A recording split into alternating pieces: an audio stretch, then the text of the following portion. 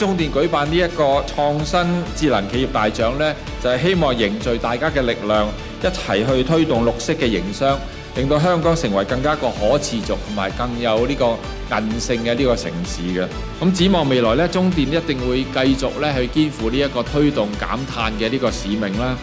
一方面係加快我哋自身喺個供應方能源方面嗰個轉型，另一方面同客戶之中咧一齊去攜手喺唔同嘅客戶嘅情景，點樣去加快推動個智能減排嘅工作。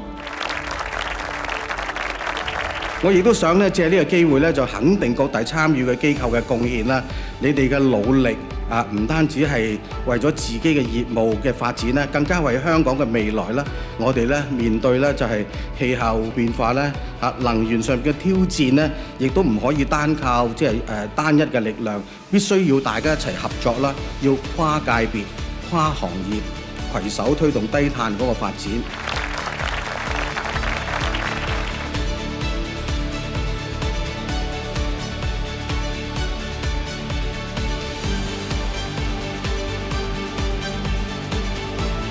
我哋希望大家喺節能減碳方面都可以不斷擁抱創新，